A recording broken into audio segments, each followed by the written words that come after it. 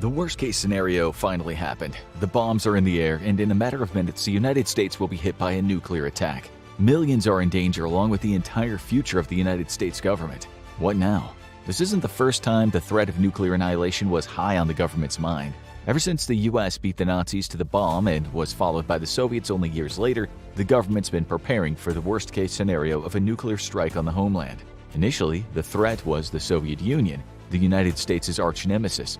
But now the threat of nuclear attack comes from China, Russia, North Korea, Pakistan, rising powers like Iran, and even international terror groups. No one knows whether any of these besides the first two even have the capability to hit the United States. But the government is not going to test their luck.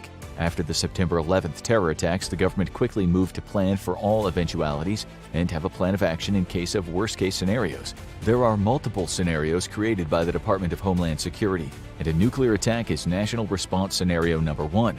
Ominously, the scenarios are ranked by how likely they are to occur, which means the government thinks that a nuclear attack on the homeland is the most likely catastrophic scenario to occur, and dealing with it will not be simple.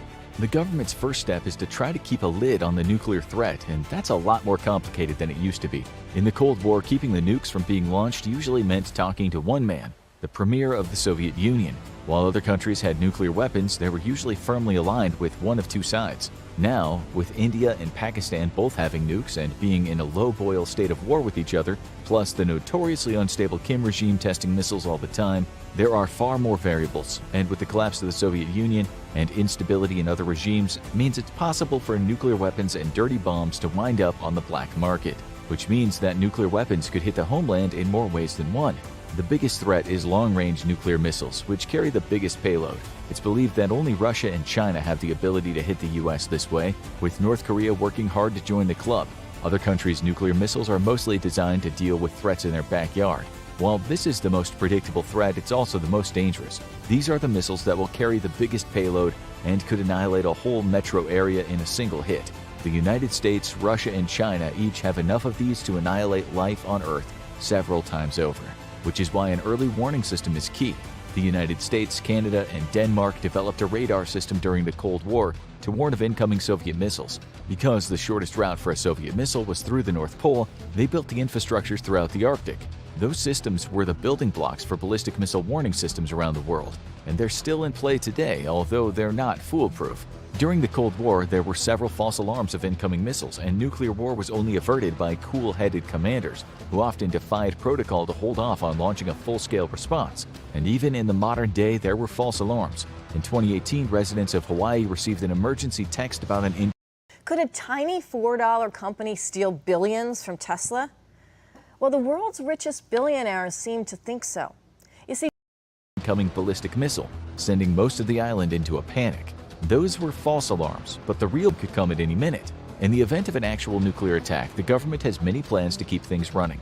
The first priority is to ensure the safety of the president and the key to the United States' defense, the nuclear football. Despite what the media wants you to think, there is no briefcase with a big button to launch the nukes, which is probably a good thing given how some presidents might have hit it because someone insulted them on Twitter. Instead, to launch any nuclear weapons, the president uses a briefcase to communicate with the Pentagon from anywhere and give his instructions. And his orders are absolute. The president's orders are authenticated through the Pentagon, but their only purpose is to confirm that the president is the one giving the orders. Once the president gives the command to launch nuclear weapons in retaliation of an attack or as a first strike, the Pentagon has no authority to deny the order. They confirm the president's identity, including the current nuclear codes, and launch. Some have said this gives the president too much power, with Major Harold Herring pointing out some of the flaws in the program during the Cold War. He was promptly removed from the missile training program for asking too many questions.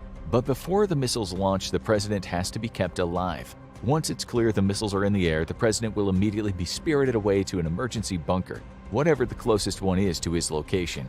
This is likely to be a short and easy trip because the government has dozens of these bunkers around the country, each equipped to be a local command center for the president and a place where the survivors can be kept alive long term. These bunkers are where the worst-case scenario plays out. If life on the surface becomes impossible due to nuclear fallout, the U.S. government can survive underground, and some of these facilities are massive. While most of these and their locations are kept secret, the largest are well known, but that doesn't mean you can get in to take a tour. Raven Rock, located in southern Pennsylvania, is a massive U.S. military installation that serves as a command center for the armed forces. Each of the 4 branches have a base here, along with Mount Weather in Virginia and Cheyenne Mountain in Colorado. All 3 are built into mountains and are massive, looking more like a city than an office building. The only people who have access to these centers are essential military personnel who have high enough clearance to have access to the core of the government's nuclear preparedness plan. But what if the president can't be saved? No one knows where the first missile will hit, and it's possible that the president, the vice president, and the leaders of Congress, the Speaker of the House, and the president pro tempore will be at ground zero when a nuclear attack hits Washington. This could throw the U.S. government into chaos with no clear leader, which is why the order of succession is locked into the Constitution. If the first 4 leaders are wiped out, the order of succession starts working its way down the cabinet, starting with the Secretary of State and moving down by when the cabinet positions were created.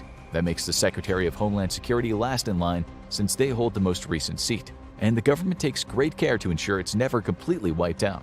The entire line of succession is never in the same place at the same time. This most often comes into play with the State of the Union address. One cabinet official is always chosen to stay behind and hold down the fort in a safe location in case an attack wipes out Congress, the designated survivor. This is an orderly way of handling things, but in the event of a nuclear attack, it's most likely to come down to whoever happens to be the luckiest. So the military's first task in the event of an unexpected attack might be to track down the survivor who's first in line and let them know they're now president. Well, good. The president is secure, whoever it is. What about the rest of us? Back when the nuclear weapons were first developed, the plans to survive an attack were rudimentary at best. People built bomb shelters, but it's not clear if any of them actually could have withstood a nuclear blast. As for the government, they knew that people would likely only have minutes of warning before Soviet weapons hit, and very few places to hide. So their advice was to get under your desk. American school children during the 1950s became very acquainted with the duck and cover drill, which joined the iconic fire drill and regular routines. Was hiding under your desk going to make a difference in a nuclear attack? Of course not, but it made people feel like they had more control over their fate. So it might have done its job at the time, and hey, it was promoted by a cartoon turtle. But in the event of an actual nuclear strike, the government did have plans to try to preserve what it could. Communication will be key in the immediate aftermath of a nuclear attack. So who gets put in charge? Not the Department of Defense, surprisingly, the Environmental Protection Agency. This is because the biggest threat after the initial blasts will be the radiation in the air. Anyone who is caught in the immediate blast radius is gone, and those who did manage to get far enough from the blast will not last long without the government's help. But in the aftermath, knowing what to do might make the difference between survival and dying of radiation sickness. So the EPA has released a series of scripts designed to guide people through the aftermath of an attack. Some of them are common sense, and some might keep people from making fatal mistakes. Scripts tell people how to get their hands on food or water, and warn them to get as far away from the blast site as they can. They also warn people to avoid public spaces, as the risk of making your way to the hospital or fire station is too high to take unless you have a pressing medical emergency. Surprisingly, they say that if you're in your car when the bombs hit, that's the safest place to be. It might be tempting to abandon the car and seek a safer place, but the car actually shields you quite a bit from outside the radiation. So hunkering down in your car might be your best bet. But advice can only go so far. The government's prepared for all eventualities, and even though the risk of nuclear war has declined since the Cold War, they're staying stocked with medication that could alleviate sickness in the aftermath of a nuclear attack. This is part of the Strategic National Stockpile, a cache of emergency medication stored for a disaster. This stockpile is spread out among a network of warehouses around the United States and could be used to respond to a sudden disease outbreak or natural disaster. But the most important part of the cache is its stock of medicine designed to help with radiation sickness. Of course, this doesn't help the people caught at ground zero or those who receive a fatal dose, but it could help to reduce casualties in the aftermath. And who would be handling the distribution? That would be the one organization everyone hopes is wasting taxpayer money, because they'll have only something to do in the aftermath of a massive disaster: the Public Health Emergency Medical Countermeasures Enterprise. Before you go to bed tonight, drink a glass of this and surprise your doctor on your next eye exam. Every adult, or the tongue-twisting acronym PHEMCE. It's the government's last resort agency in the event of a nuclear disaster. This is especially important because it's possible some agencies might be wiped out by the attack and others might be unable to communicate due to infrastructure being destroyed. So this division will coordinate between around a dozen government agencies, including the CDC and Defense Department. The goal will be to get supplies and medication out to the people, communicate safety measures, figure out where the attack came from, and decide on a response. But there's only so much the government can do. The government does have bunkers around the country, with Raven Rock being the biggest and most secure, No one's sure exactly how many there are or what their capacity is, but it's become clear that in the event of a large-scale nuclear disaster, it'll be impossible to save everyone. During the 1950s, the bombs were smaller and slower, and we were more likely to have advanced warning. No country had nearly as many nukes as they do today, and the population of the United States was much smaller. Then, the bombs kept growing, and so did the population. Weapons were developed that could wipe out whole cities in a matter of seconds. So the plan changed. During the Reagan administration, two influential men were brought in to meet with the president. Their names? Dick Cheney and Donald Rumsfeld. While they'd become famous, or infamous, a few decades later, they were only trusted advisors now, and Reagan wanted them to develop a Cold War strategy to ensure the survival of U.S. leadership during a nuclear war. Tensions with the Soviet Union were heating up again, and a nuclear war could break out at any time, so every year they would head off to a secret mission and plan an escape route for the line of succession. While the plan is highly classified, it's believed it involved the key officials being split up and flown to separate bunkers, with each team including a cabinet member and officials representing the Department of Defense, State Department, and the CIA. So no matter who survived, the infrastructure would be there to take command. But what would life be like for those who survived? The plan was for an extended stay underground in the bunkers, which would be well stocked with the basics of survival. But not much else. Life down there would be Spartan, with food likely being strictly rationed for long-term survival and designed to be shelf-stable because its job was to sit there until it was needed. During the 50s, the government initially urged people to keep a week's supply of canned goods on hand in case of a nuclear event. But more research showed this wouldn't provide much beyond a stay of execution. Much more would be needed if a family wanted to survive a nuclear attack, so the government began preparing emergency rations. The solution? The all-purpose survival cracker, a hard and mostly tasteless cracker made out of bulgur wheat. It came in individual packets along with a tiny hard candy that was called a carbohydrate supplement. They were designed to be shelf-stable, but they didn't last forever. When there was an attempt to use the crackers in the 70s in disaster zones, it was clear they had long since expired. They were designed for a time when nuclear war felt very real, almost expected.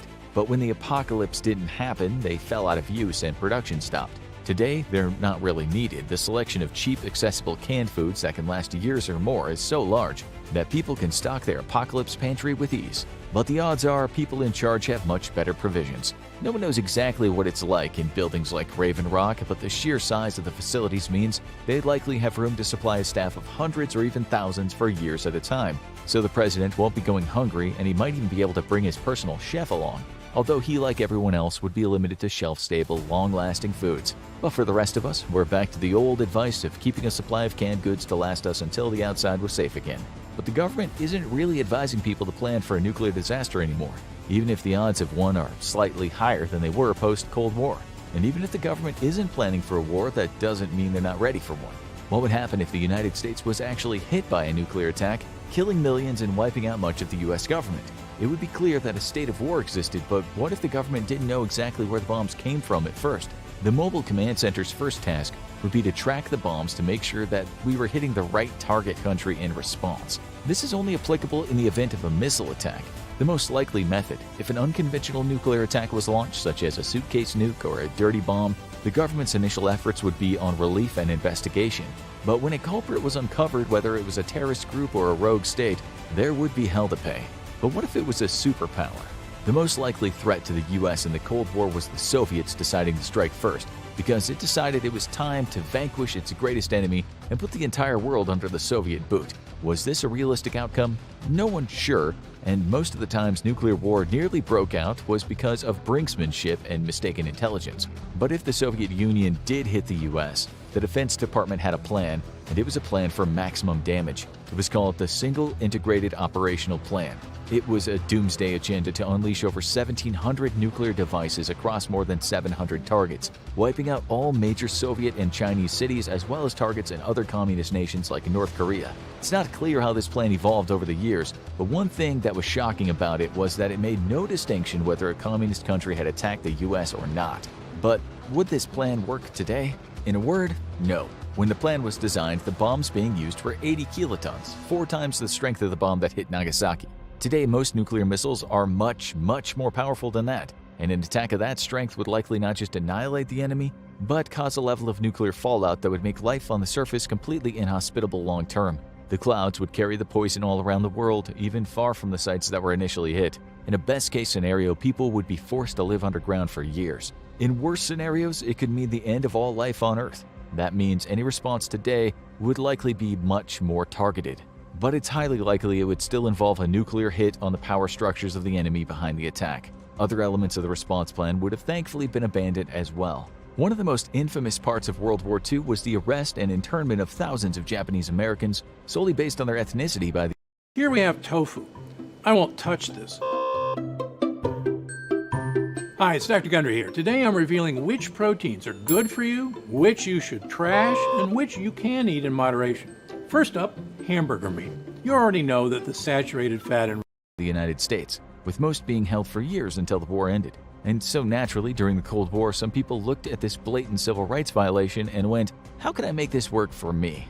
J. Edgar Hoover, the notoriously paranoid FBI chief, was known for keeping an enemies list, and he advocated for the president using it as a base for detaining and arresting anyone deemed to be a potential subversive. This would likely have involved any foreign aliens in the United States, as well as potentially anyone of the nationality of the attackers. These plans were never put into effect, but no one is sure what lists the government is still making. But the biggest challenge for the government in the aftermath of a nuclear attack may just be the people. The United States has a grand tradition of reacting with calm and solidarity in the event of a disaster. We have no doubt that, who are we kidding? It's only been a few years since 2020, and we all remember fighting over that last roll of toilet paper in the aisles of Target. When a disaster happens, it often becomes much worse because people overreact and become paranoid and hostile. In the aftermath of a nuclear attack, it's likely people would panic, and that can make a bad situation worse. If people are running around willy-nilly, it could lead to a higher death rate.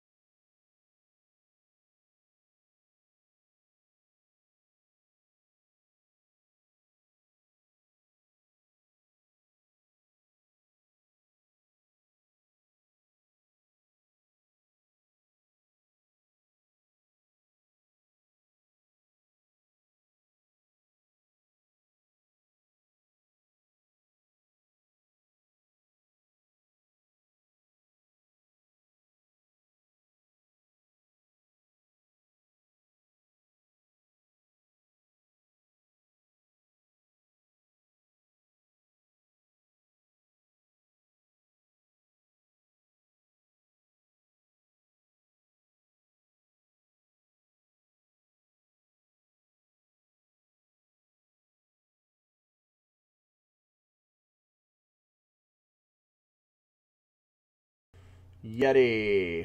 Okay. Oh my God. So basically for the first 3 minutes, I was talking to nothing, even though buttons were pushed and all of these other things. I will not go through here, and I'm just going to say good morning to everyone, and good morning to my brothers who had a birthday yesterday, and good morning to my brothers and sisters and cousins and uncles and whatever who have a birthday today. Let's see, Ted-headed stepkids. Where are we at here? But yes, I can see that I'm clearly sending signal now. All right, what we got here? It's your birthday. Good morning, Breezy Baby.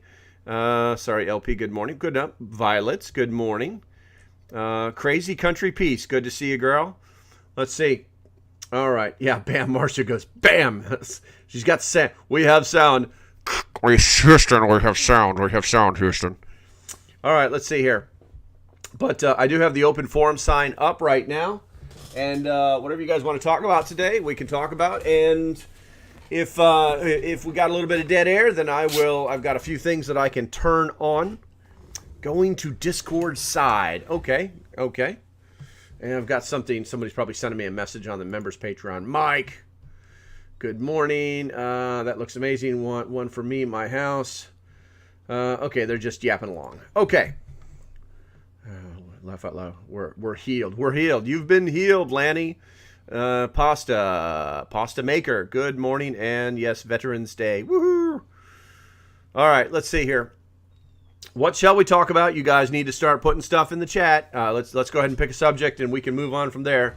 We're already 5 minutes into this live stream, and we've talked about nothing. Good morning, Deborah. And it's getting warm in here. While we're waiting for you to type something in the chat to talk about the subject, let's see here. You're very welcome, Crazy Country Peace. We can talk about yesterday's workout, which destroyed my arms. I got those perfect push-up things for the morning workouts, and that thing kept my arm. It's like, whoa. I was about a quarter way through them, and it just blew out my left arm. It was pretty crazy. Let's see here. Drendon. Hey, what's up, Drendon? I haven't seen you in a while. Let's see here.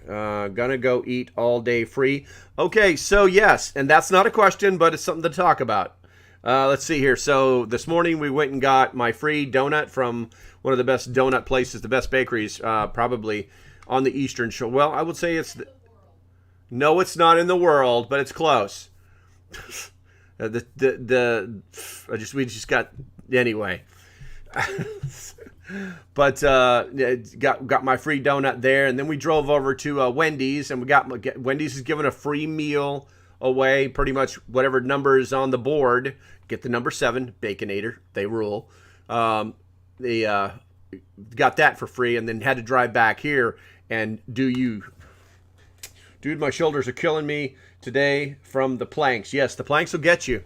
Almost everything I did yesterday was all lower core. And what that'll do is if your core is strong, all the muscles that are around it will be the ones that get hurt. If your core is not strong, your core is going to hurt. So, yes, it's raining. It is definitely raining. All right, so you guys have still not put a frickin' subject in there. So I'm going to go ahead and let's see here. I'm going to push this button right here, and we're going to talk about bug-in mistakes that could turn out deadly. First mistake, according to this list, is not maintaining 24/7 security. One of the biggest threats we can face while bugging in is the threat of other people who would want to take our food, water, and supplies.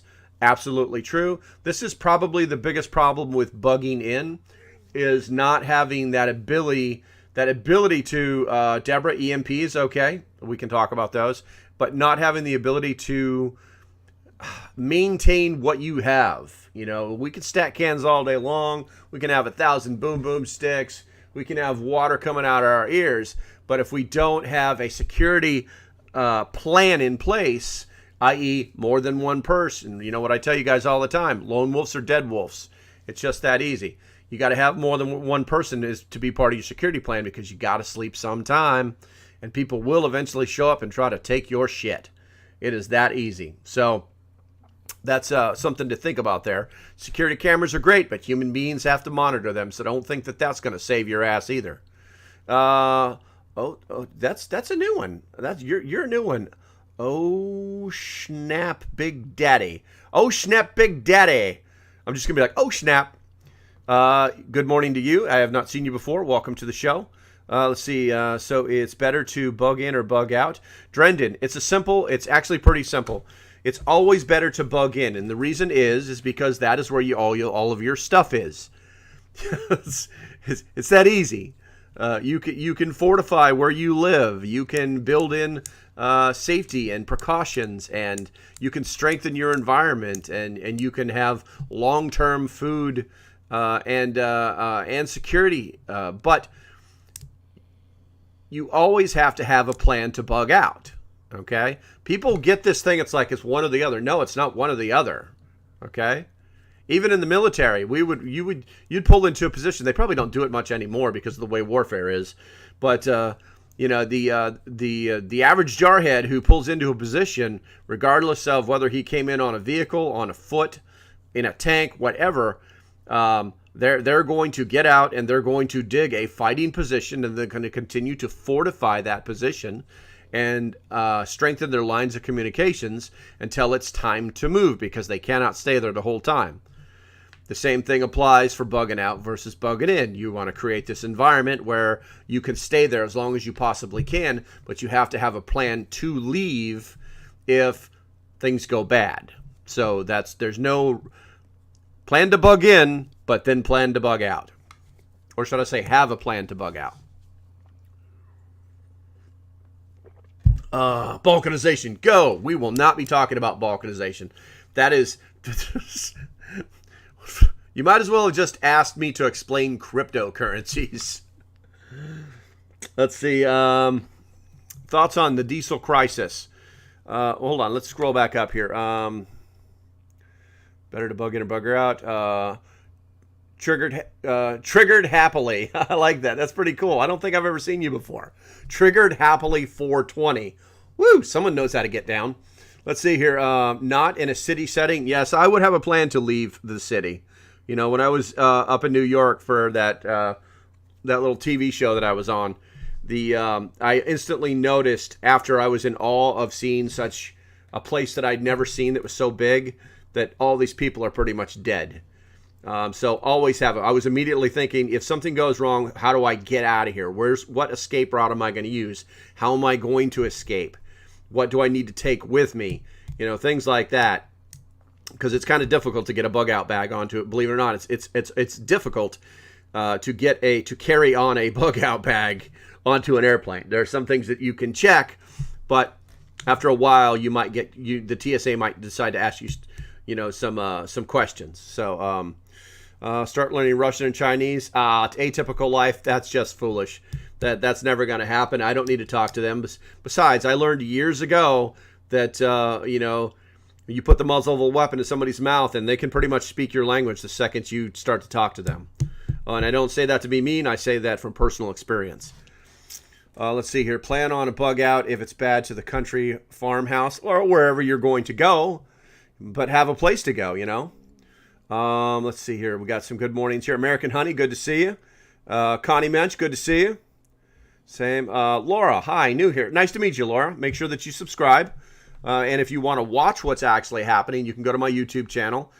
Just go up to that right there, that button, and it'll take you to a link. And you click on that link, it'll take you to my website, and it's like the third link down is my YouTube channel. Don't forget to hide under bed. I don't know why we would want to do that, Mike Del Campo. Let's see. Hello, Jordan. There you go. What's up, bro? And then, what was it? Triggered and Happy 420 said, thoughts on the diesel crisis?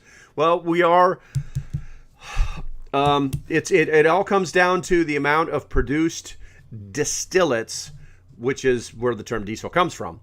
And right now, our refineries are probably doing about 80% gasoline and 20% distillates. Now, they could retune them, and it would take them a long time to make it so that we're making more distillates than gasoline. But the reality is that would be less gasoline, and then we'd be in the same position. So thoughts on it? They're actually pretty simple. Gas prices are going up.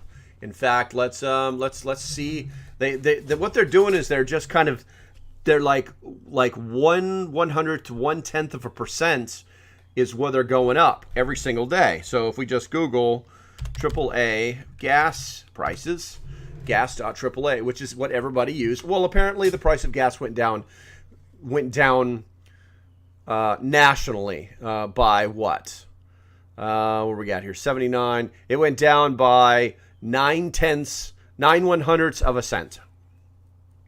Magical, right? Hey, what's up, Jeff? No thanks. Good to go, man. 3 no cook germinated seeds, chia, sweet corn, grass, lentil, flax. There you go. Yeah, dude, I am all about the what is it? The sprouts. Love the sprouts. Wowzers. Who are they exactly? Who are who exactly? Mike DeCampo. Who are who exactly?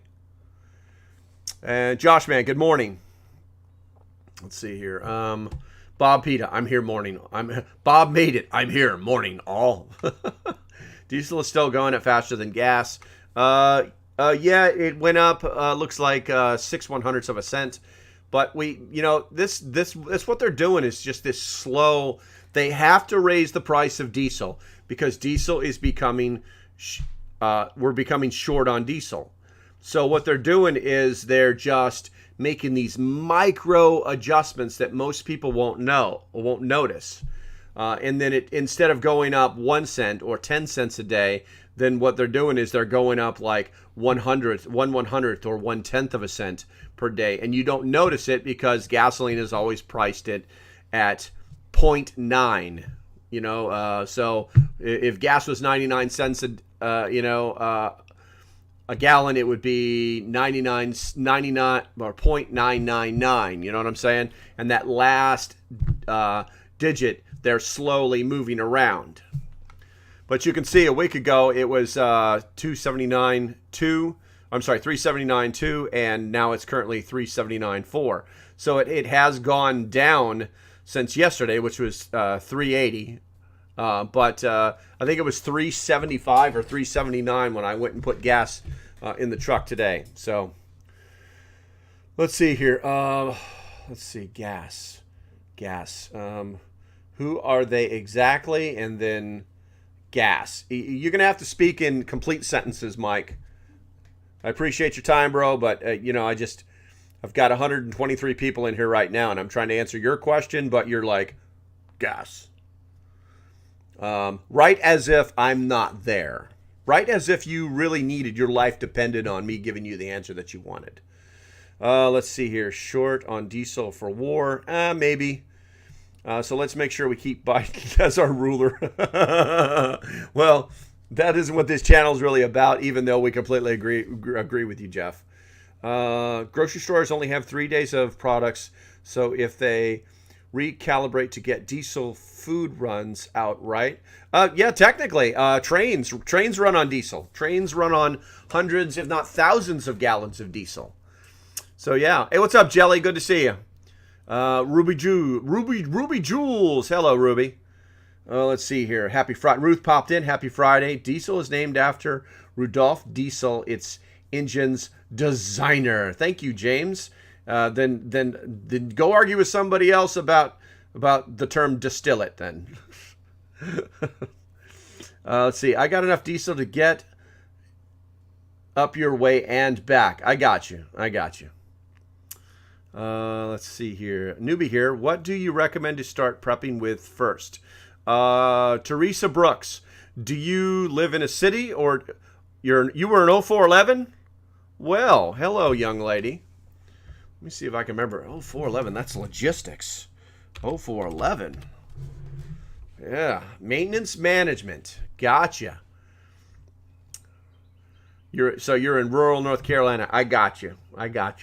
Are you're in rural North Carolina? Are you a former 0411? It's my birthday. Yes, it is, young lady. It is. So are you a former 0411 or are you a current 0411? Let's see. That's right. I know how those numbers work. I'm waiting. You can do it. You can do it, Teresa. Don't worry. It's not OPSEC. You got this. There's a lot of us in here. Let's see. Where are we at here? But we're back on the gas, and that is so. To answer the original question, diesel is becoming a problem. The price of diesel is going up as the amount that we have available to us goes down. That is how these things work. And if you have a diesel truck, I would recommend that you keep it full. The price that you pay now is nothing more than insurance for later. She's saying 0411 is her. Oh, she's saying 0411 is her birthday. But that wouldn't make her birthday today. That's okay. Triggered and happy. Triggered and happy. Okay, so what else we're going to talk about here? Because, I mean, we can talk about the EMPs. The diesel is the diesel. Look, there's no diesel shortage. Black Marcus. Are you familiar with the color code system that the U.S. government uses to speak to the ability for a region of the United States to provide relevant services through the Department of Transportation that are focused on fuel? Are you familiar with that? I'm going to go and say no, and that's why I had to change your screen, because, yeah, you can't scream bloody murder like that. And, I mean, turn off MSNBC, man. I love you. You can continue to watch. Maybe you'll learn something. Maybe you won't. You'll probably just swipe away. But, the reality is that these things are happening. And to say flat out that they are not, without any analysis whatsoever, kind of makes you look like a fool. Please don't do that, because I know you're not. Let's see. Have you used Plant Boss Crumbles? I don't know what that is. Plant Boss Crumbles? The EIA websites provides all the data. Thank you very much, Sorbilly. I appreciate it. Let's see. Good morning, Bargain Dave. Oh, that's a cool name, man. That's a cool name. The EIA. I'm interested in the EIA website. EIA. Energy Information Administration. There we go. Oh, yeah. Let's see. Gasoline and diesel fuel. There is no shortage. Oh, excuse me. Only one Lurch 2. Good. Happy birthday to you, man. Happy birthday to you. Mr. Boogaloo 2 is the man when it comes to the oil and gas industry. Is that Sober Billy? Is that a YouTube channel? Because I ran across somebody who speaks incredibly intelligent about it this morning, and I was like, wait a minute, this guy knows more than he's saying. And he's in Pepperdam too, so I mean he's kind of on our side. Let's see. You are polite to even negative people. Good for you, brother. Have a great day. I try, Greg. I try. My girlfriend thinks I'm a flat out dick, but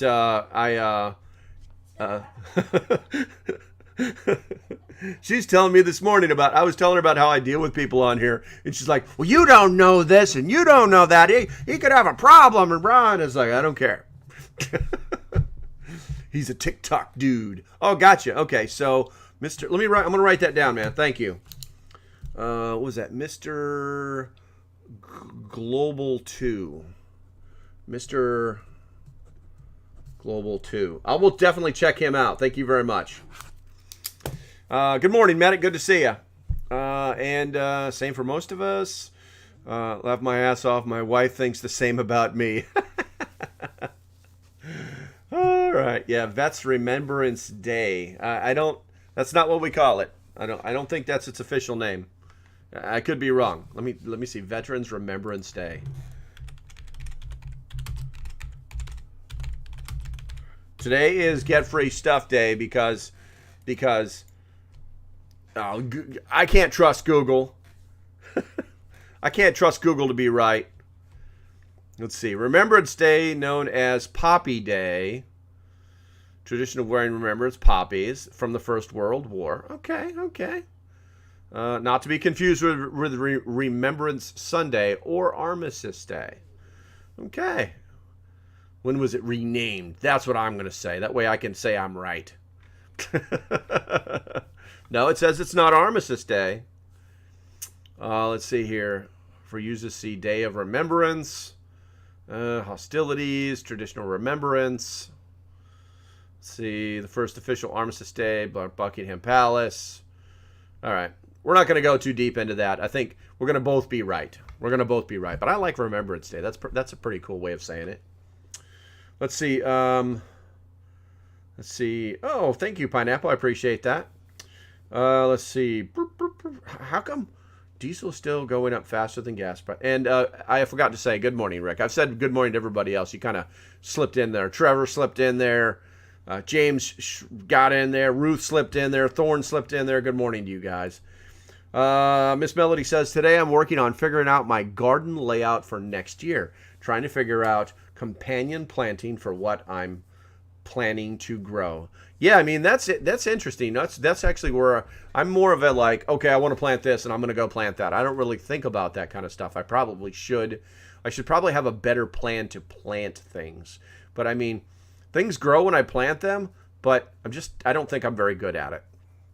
I think I'm just, let's see, Jimmy Whitehead, hola, ¿qué tal? Remembrance Day is Memorial Day. No, I'm looking at it, man. It says November 11th, okay? Not to be confused with Remembrance Sunday or Armistice Day. This article is about the Military Memorial Day of 11 November. For other uses, see Day of Remembrance. Remembrance Day, also known as Poppy Day, blah, blah, and then it starts to go off on it. But it is, technically, today is Remembrance Day. Hey, good morning, West Virginia, Pappy. Good to see you, bro. Let's see here. I said happy birthday because yesterday was the Corps' birthday. Yes, I know. I caught that. I'm pretty sharp on those things. Only one Urch. Happy birthday to you as well. Semper Gumby. Let's see here. It feels like Saturday today.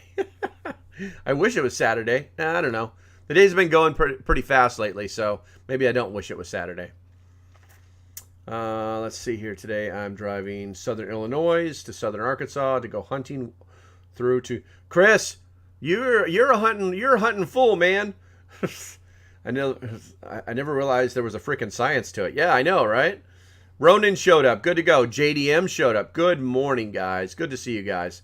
Let's see. And Marcia, I think you've been here for Marshmallow. Let's see. No green thumb. Just plant it. Just get a book. You know what? Let me show you guys something. I don't even think I have this on my website. We got this at a yard sale. I think the girlfriend grabbed it. This is called Gardening by Month. No joke. It's like a written plan. Now, she did bring up the one thing. It's like, does it apply to your it's like, you know how they got like the United States broken into like sectors for types of, what? Zones, yes. The Peanut Gallery speaks correctly. But I may put this inside of my my Amazon thing. But it's called Gardening by Month, and you can literally open it up, and it's got all the months, and it tells you. So, for instance, this is November, and I'm going to go to November because I can do that. Okay, so in November, the tasks for November, they're right there. Check that out. And it's, let's see, so harvest. I'm supposed to harvest root vegetables, autumn brassicas, oriental leaves, and late season salad crops. I'm supposed to pick autumn raspberries and cranberries, safflava, bean seeds. Hold on a second. This is why I'm screwing this all up. There we go. They're just readers. And plant fava bean seeds outdoors and plant garlic and rhubarb sets. I'm supposed to plant new bare root fruit trees, bushes, and canes before the ground becomes too cold and wet. I'm supposed to prune apple and pear trees and soft fruit bushes while they're dormant. I'm supposed to dig over your plot, removing any perennial weeds and adding plenty of well-rotted organic material. I'm supposed to cover beds with polythene? I don't know what polythene is. Polythene. I guess that's plastic. Carpet or cardboard to protect soil from heavy rain. And I'm supposed to remove nets from fruit cages, but keep them over Brussels sprouts, cabbages, and other brassicas. That is pretty freaking awesome, man. That is a pretty freaking awesome book. I will be putting that in my Amazon thing if I get the chance to. Oh, let's see. Don't forget to bang the like button. Thank you, Thorne. I appreciate that. Yes, YouTube people. Yeah, we've been doing pretty good okay on the TikTok side. I haven't even asked or even looked at it. But yeah, on the YouTube side, do me a favor, guys. Hit that like button that one time, and it solves all our problems. And then on the TikTok side, if you guys could start tapping that screen, maybe get that up to 10 or 12K. We got 84 people. We can probably do 10,000 in a heartbeat. But if you could do that, that would be great. Kind of draw a few more people in here. Let's see. I'm going to go to scroll down here and see what we got going on. I think every day is a holiday somewhere. Yeah, pretty much Swamp Cracker. Swamp Cracker. Let's see. Look up Canada College found hard-worthy fruit tree. I will when I get a chance. I'm off to observe a Remembrance Day service. Canada's Prime Minister has... I'm sorry to hear that, alrighty. Stay tight, and we'll talk to you tonight, bro. That tree is called the Canada College, Colledge. It's Colledge, found hardy, worthy fruit. And that's the last time I'll say that. Let's see. Ground cherry, read worthwhile. I bought extra readers for my stash. Yes, I mean, you can get these things at Walmart now for like, I want to say 3 of these for like $6. I mean, come on, man. It's gotten so good now with these readers. If you need them, go get them. Stash them everywhere. All life matters worldwide. Good morning to you, young lady. Hopefully everything is going good with you. And I don't recognize you, so welcome to the stream. If you've got any questions about preparedness, this is the time and place to ask. That's what it is. Let's see here. Emphasis on... Got you, Chris. Let's see. I was going to link it, but there are lots of books with that title. Yeah, I would definitely have to look at it myself, Organized Pineapple. But you know what? Let's... shit, I can't do it from here. Son of a bitch. But if you guys are in the Patreon, I will put it in the gardening section. I'll drop a link in there for the gardening section. Gardening book. I'm just scribbling stuff. Okay, check. But yeah, and if you are not part of the Discord, then you definitely need to be in there. How you get there, you go up there, click, click, click. It's going to take you to the link in my bio, and then you're going to click that, and it's going to take you to my website, and you're going to scroll down until it says Discord, and you're going to click that, and that'll drop you right in the general Discord. Yes, take a minute to create a simple profile, and you'll probably find out how freaking cool it is in there. Let's see. I save all my seeds from everything I eat. Dry label, date store them. I have a great collection. That is awesome. I'm just going to call you All Life because it's just too long. There's too many syllables in your profile name. But yeah, that's awesome. Matter of fact, I need to. We had bought some meat pumpkins prior to October. Or not October, but prior to Scary Day. And they're still sitting on the porch, so I need to get all the seeds out of those. You can probably look at the ISB number for the book. Yes, you probably can, Fungus, and good to see you. Good to see you. Are you in the path of the hurricane? No, I am not, Jordan. I'm currently on the Eastern Shore. It's kind of doing one of those things. Matter of fact, I haven't checked it, but let's know a hurricane. Let's do that. Hurricane. There's Nicole is over land, quite easily over land, and dying out. Yeah, that thing's way west from where we expected it to be. That thing really went far inland. It's actually headed towards West Virginia. It's so far inland. Let's see here. Oh, thank you, Jordan. I appreciate that. What do we else? Ronan showed up. Caddis College sounds like college. I had it in the last name and a long time ago. Gotcha. Emphasis on full. Let's see. All right, so I think we are rolling forward, which is super duper. And while I wait for you guys to put another subject in there, I will continue on with my list of bug-in mistakes that could turn out deadly. All right. So one of the things that they talk about is, and I'm going to read this to you guys because this is a double-edged sword, this particular subject of it, you know. Hey, what's going on, Doomsday? Good to see you, Jester. It's about time. Yeah. No, you're good, bro. Good to see you. Good to see you. Ozark Prepper, what's up? Chicken butt.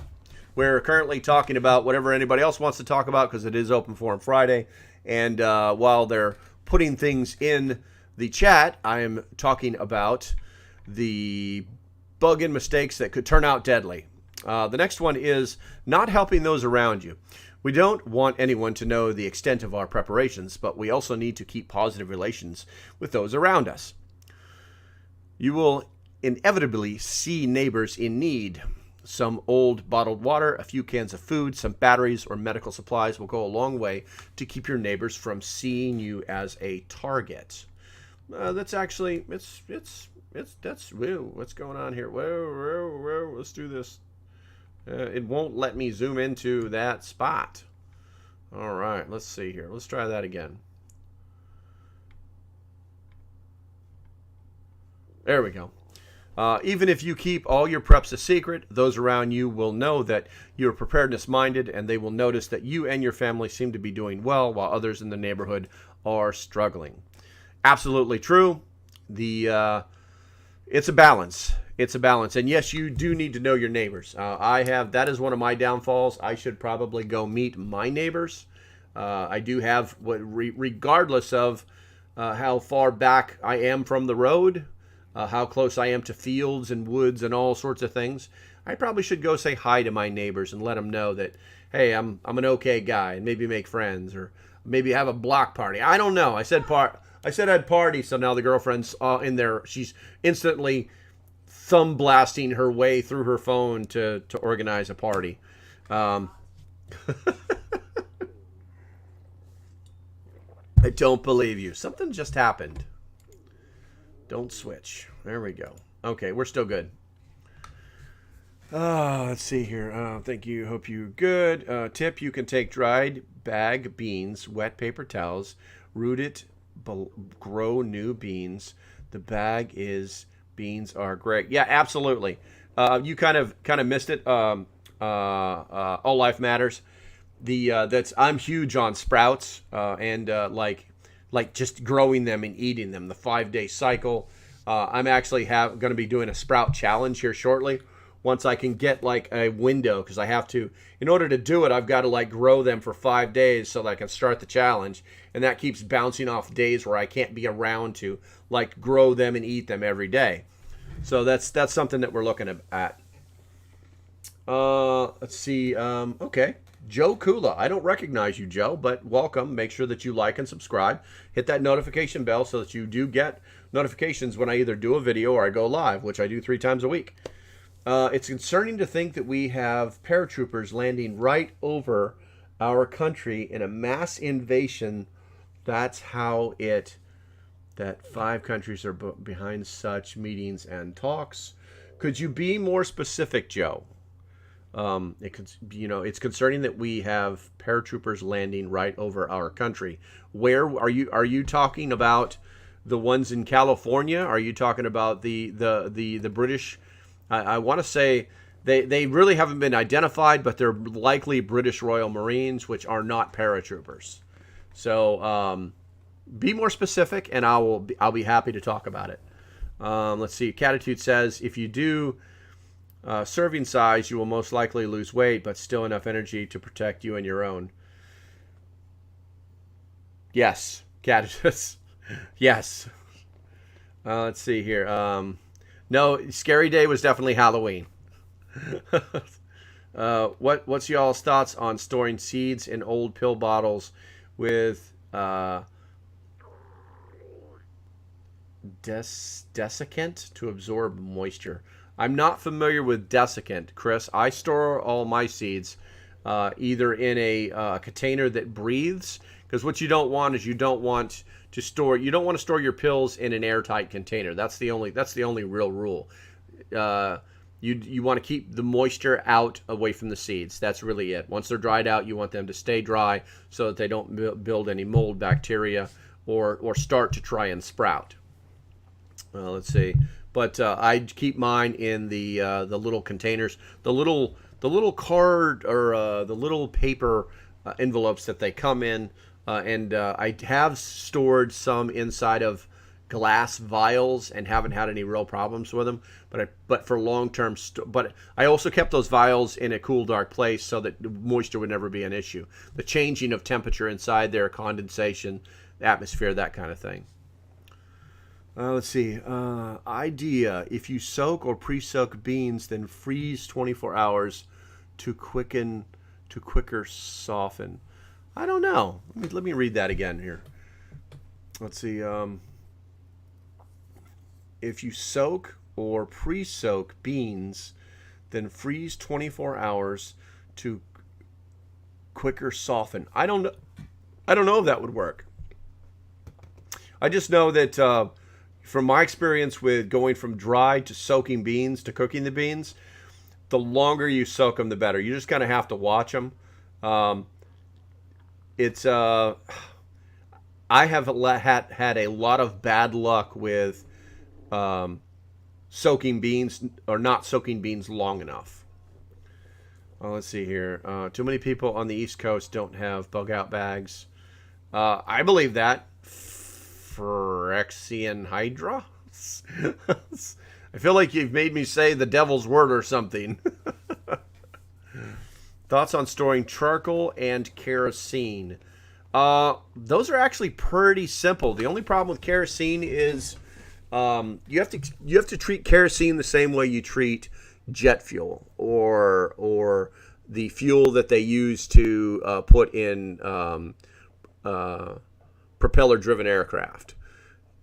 Condensation is a killer. Water is the killer. The charcoal, not cool, dry, vacuum. You could put charcoal in vacuum bags and vacuum all the air out of it and throw some oxygen absorbers in there, and it would be perfect. Absolutely perfect. I mean, literally, once it's charcoal, once that product that you've made into charcoal, which is normally wood, once you turn it past that into that process, it's good to go as long as you don't get it wet. And it's actually really difficult to get wet. So, if you could maybe vacuum seal however much you needed, no problem. In the bags themselves, the biggest problem is the bags. The bags are going to, because they all come in those paper bags. So it's like wax-coated paper. That bag is going to deteriorate well before the charcoal will deteriorate. Deteriorate.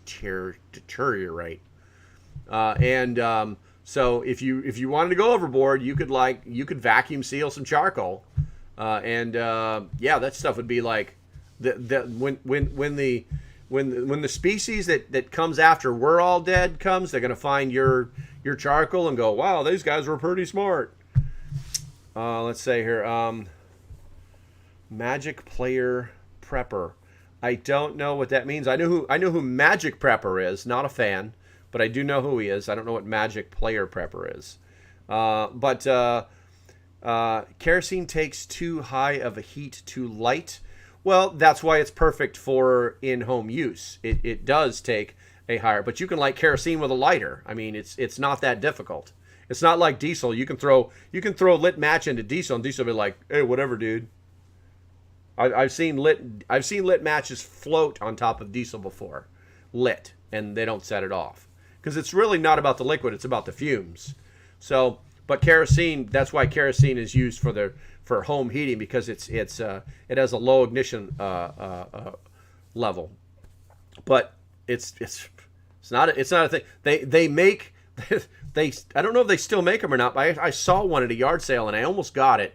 But kerosene portable stoves. We remember we had to pump them up. You remember the lanterns that run on that? That's kerosene. It is what it is.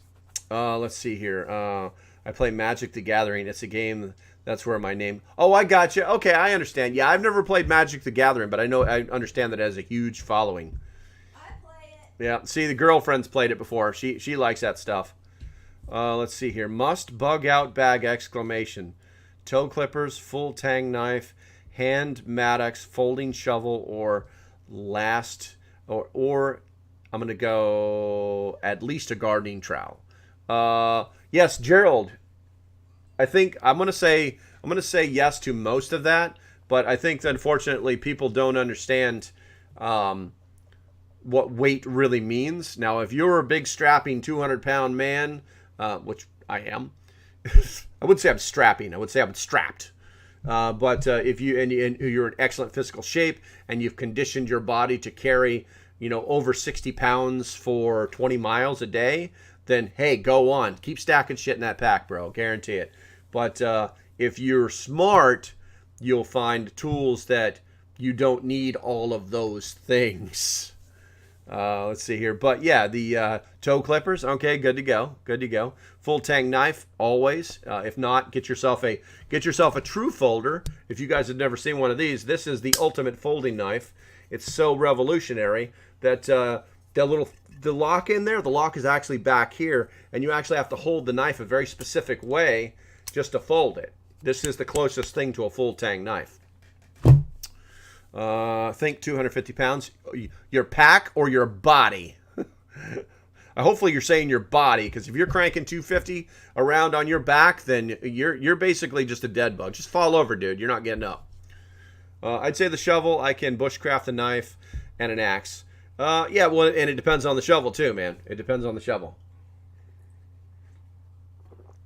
My long mobile pack is what, Swamp Cracker? I'm not catching all of that.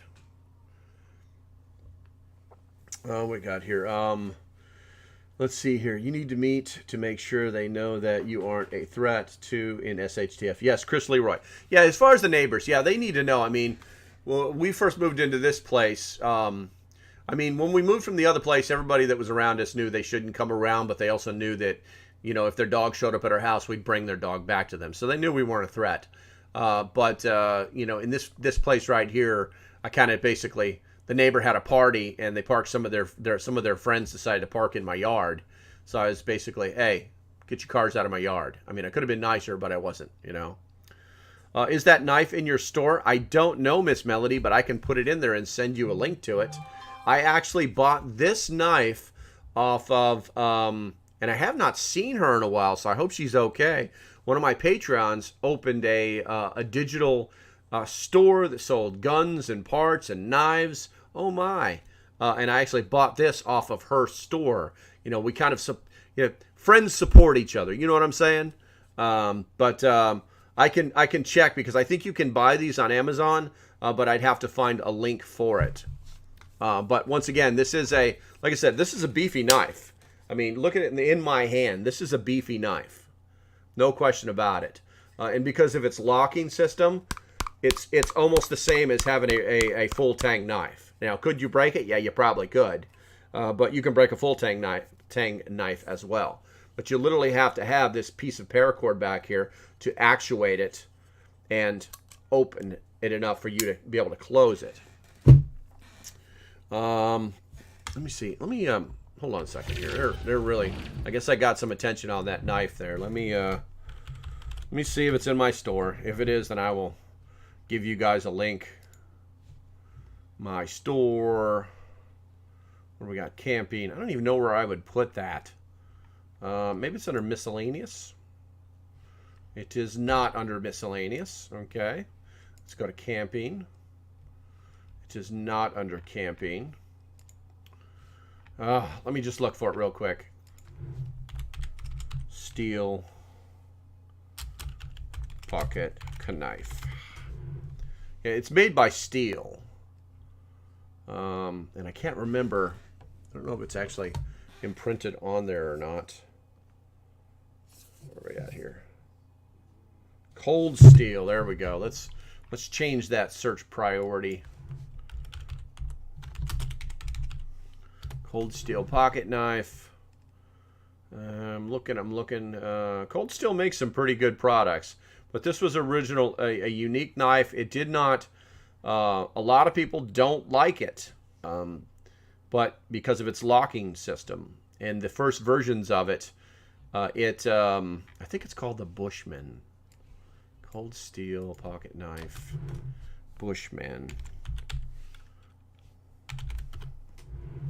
Good ones are hard to find. There's a lot of garbage on the market. Yeah, absolutely. Yeah, there we go. Okay, yeah, it's the Pocket Bushman. Cold steel Pocket Bushman. I'm not going to go with the cheapest one because it doesn't. It's not prime. I think in this day and age, you got to be doing the prime stuff. All right, so let's get a link and copy, and there you go. All right, let's see here. Boop. There you go. So you guys got that link on the TikTok side. I'm sorry, I can't do that for you. Yeah, no problem, Jordan. You too, bro. Let's see. One of hard to find. What's your opinion on the kukri? Probably one of the. I'm gonna go out on a limb and say the best all-around knife ever made. Ever made. In the right hands, it could take a man's head off. That's not a joke. You guys should know that if you're asking about a kukri. Unfortunately, it is a larger knife. It's something that you would have to wear on your hip or stick in your pack. But it's not a machete. It is useful for doing a lot of things that standard knives won't do. But it is a little bit difficult to sharpen because of its shape. But overall, if I could get my hands on a real kukri, I would not say no. I would not say no. What's your thoughts on the top 3 solar-powered battery generators? That's kind of tricky. It depends on what you're trying to do. All life. It depends on what you want to do. You know, for instance, those right there. There's 2 of them. Let me turn this here. There's 2 of them right there. One is none, 2 is one. When you start talking about the small ones, those are the Jackery 240s. Great little devices. I keep my portable refrigerator nice and cold whenever I go camping. I use those. And then anything up to 1,000 rating on the Jackery side is good to go. When you get to the 1,000s and larger, then I recommend the Pecrons. Yes, I do sell them. If you go to this link right up here, that little button up there, and then it'll take you to my page and then my web page. Click, click, click, click, click. So many clicks. And I am working towards getting a link tree set up, guys, so it'll be a little easier for you guys in the future. But and then go to trusted products, and then you have Jackery and you have Pecron. At the 1,000 watt line, or basically a Jackery 1000 versus a Pecron 1000, the Pecron starts to outperform all of the Jackeries, no problem. So if you go to the 1000s, get yourself a Pecron, and then 1000s and above. I have 2 World War II given a gift to my grandfather. Less clicks. Yes, less clicks. Stock up pretty well on concerns on meds. I got you. Honestly, I push. If push comes to shove, animal meds work for people. They do, and I've never refuted that you can't use animal meds on people. You have to be cautious, okay?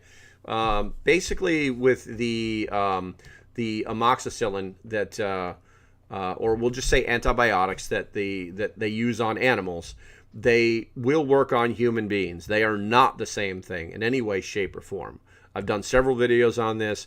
I've even got into like pissing contests with nurses and doctors. And then when I show them that they are different, they're like, well, you're not supposed to know that.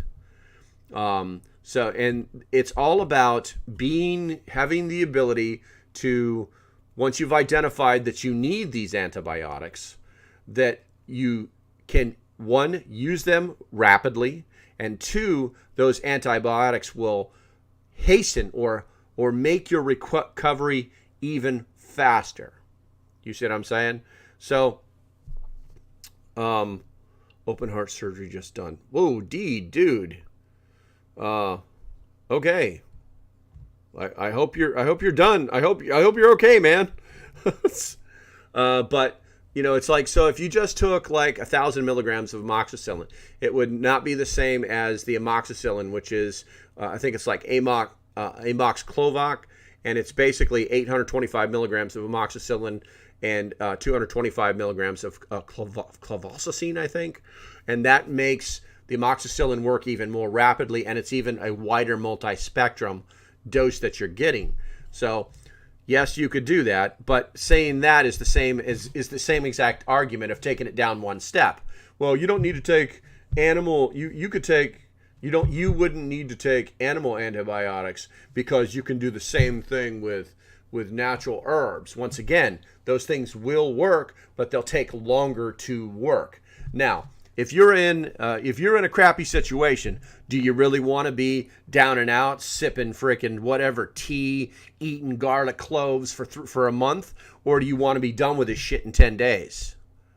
You see what I'm saying? That's the logic. And it's pretty sound. So, that's why my concerns for meds. Well, Dee Dee, listen, I sell for two different companies. I sell for Jace Medical, and I sell for Contingency Medical. They're reputable. It's an actual prescription, and it is what it is. You know what I'm saying? A doctor actually looks over everything, and then they mail you a prescription. Hold on a second. Look. I can't. I don't dare open these for you on TikTok because somebody will get a wild hair up their ass. But there's a Jace case right there that's got it's either 5 or 6 multi-spectrum antibiotics in it. And this is Contingency Medical. It's the same exact thing. If you buy this one has a few more things in it that you can get your hands on. This one right here is exactly the same price, exactly as this, and they have the same multi-spectrum antibiotics inside of them. They're just a different company. Jace you can have your Jace kit customized for children. So I do recommend that you go with them if you want to get something for your kids. Lots and lots of success stories. Real world. Oh, all sorts of stuff is falling down. Real world. Personally, within our group, of where this thing was used. If it wasn't, just the dumbest things, all the lady problems that happen from time to time that you all know about. You know your body's more than anybody else. Those things fix it. Save you about $300 at the doctor. Let's see. Kid had an ear infection. Dog got sick, needed antibiotics. But I'm not about to drive, however many miles and spend however many money when I can literally Google it and, now the dog is fixed. So there's a lot of applicability to having your own antibiotics or medicines on property, so you don't have to play around. If you're interested, I never push it on anybody. If you go to the link in my bio and go to my website and then find the trusted products and then start scrolling through there, and you'll see Jace Medical and you'll see Contingency Medical. And there's also, I can't remember, I think Contingency Medical, I've got a code, but I don't remember if I have a Jace Medical code. It's on the website. How is your dog's itching? Much better. I did change her food, and I stopped yelling at her a little bit, and I've allowed her to lick her wound instead of me worrying that that's the problem. And I think that she is getting much better. So you're very welcome, Dee Dee. Yes, the link in the bio. Okay, thank you, Jordan. That's if you click on that right there, that little circle, it'll take you to my profile, and then there's only one web address in there, and that'll take you to my webpage. What's the lifespan of the meds? So those particular meds are almost indefinite, probably at least 20 years.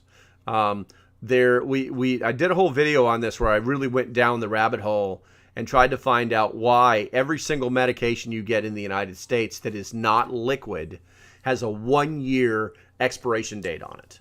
And what we found out is that the Department of Defense got together with the FDA and the CDC because, let me ask you a question. What if our national strategic stockpile of antibiotics had to be replaced every year? How much money would that cost the government? Ooh, yeah. So they figured out that even the craziest antibiotics will literally maintain over 90% potency out past 20 years. So just because there's an expiration date for your antibiotics doesn't mean they have expired. Now, there's 2 that I know of, and even the one is even questionable because it was It happened, people died, but then they supposedly fixed it, and that was tetracycline, which is not part of these kits. And then also any liquid antibiotic is normally going to become toxic after 6 months of use, because once liquid antibiotics are exposed to oxygen, they automatically start to break down and change. Are you preparing for the coming war with the furries?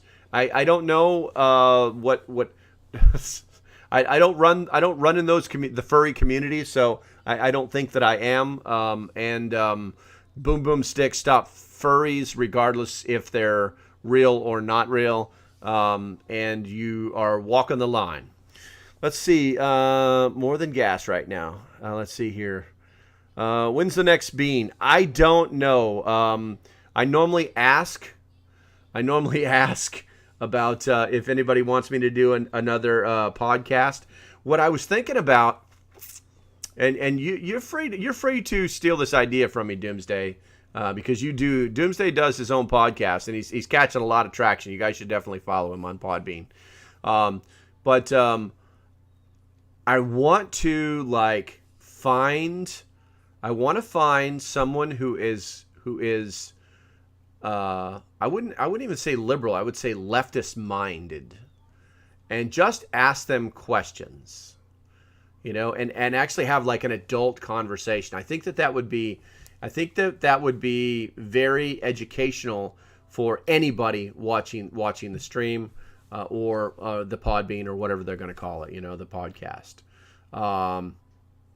Bully Pack, hey, good to see you, bro. Definitely good to see you, man. Let's see here. But that's the next thing, because I really want to, if I'm going to do these podcasts, they can't just be me coming on and just ranting on forever, because I'm more angry than have a coherent thought, and I don't think it's productive to do these podcasts, just because I got a burr up my ass, Can you give an example of a time society has collapsed the way you think it will? No, I can't, nice guy, because it's never. I don't think that society is going to collapse. I think if anything, there will be some kind of revolutionary war here in the United States, if anything. As far as society collapsing, as far as the end of Tetawake and 100% SHTF and without the rule of law and things like that, I don't think that that'll happen.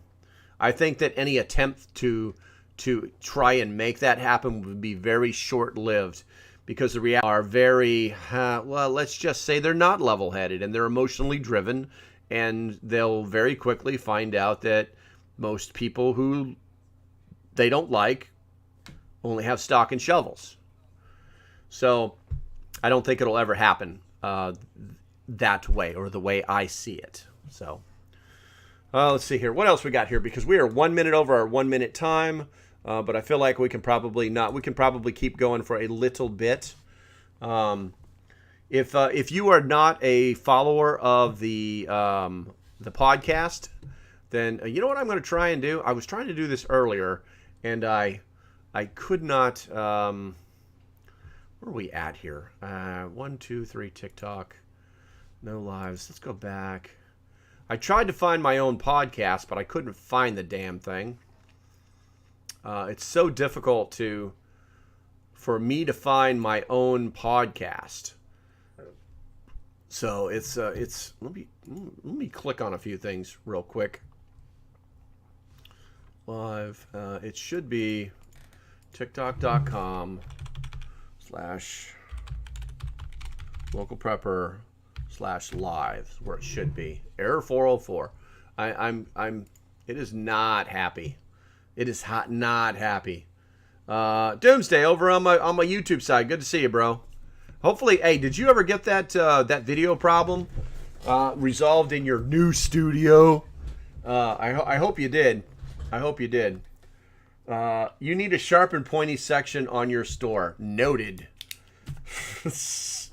Store. Pointy. Stuff.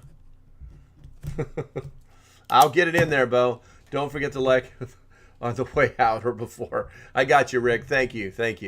Have to publish to be found. Well, I mean, I've done it before, but I've where we at here? I'm trying to get to my TikTok right now. TikTok, and then let's go to the live store. Maybe it'll pop up there, because I've done that before, where I just kind of scroll through it, and there's about 1,000 live TikToks right now. But normally it's just it just pops up. TikTok live. Let's try this. Local prepper. Let's try that. Nope, nothing. I've done this before. I know it works. It's just not trying to do that for me. All right, you know what? I'm just going to click on this and see where that goes. Click to go live and see what he's got here. All right, so and then we're going to change that to, oh, it's got the @ I got you, @ local prepper. And we're going to save this just to be prepared for it to fail.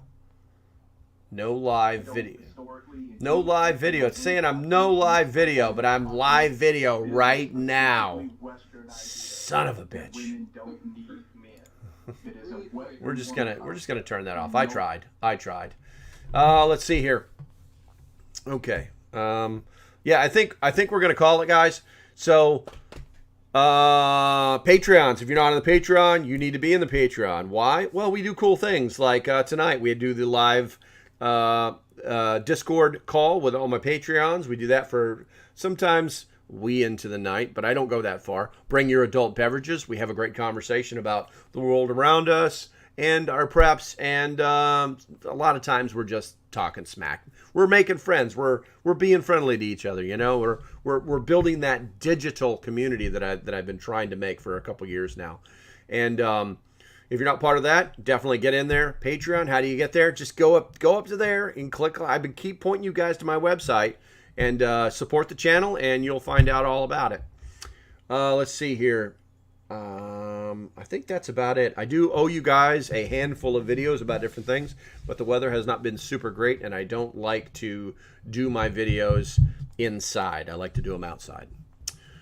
All right, I think that's going to be about it. Happy Veterans Day to my friends there on the YouTube side or wherever. We will see you on the inside. That means inside of Discord, because we do a lot of talking on Discord. How do you get there? Yeah, that's how you get there. And then, obviously, to my Patreons, I'll see you at 7:30 tonight with my adult beverage and a few smokies, and we'll have a good time as usual. Hopefully, we'll see Bully back there tonight, but we'll see what happens. Hey, Tanker showed up. Good to see you, Broseph.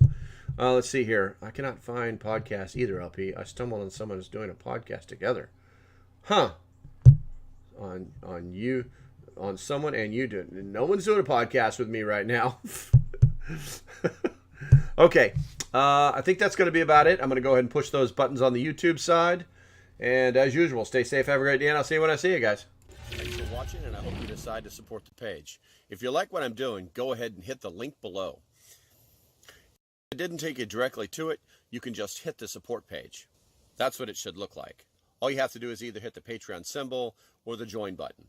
Doesn't matter. Just hit it and that'll get you started. It's $3 a month for 30-ish days of work from me. The price of a Starbucks coffee. So until the next time, stay safe, have a great day, and I'll see you when I see you. Bye-bye.